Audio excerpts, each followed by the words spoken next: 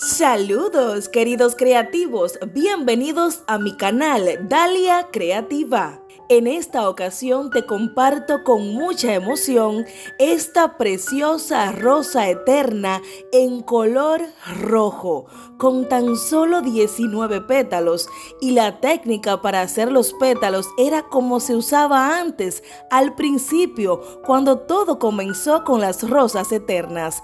Espero que te guste. Gracias por tu apoyo, ver mis videos, comentar, darle like, aprender y suscribirte. Quédate hasta el final.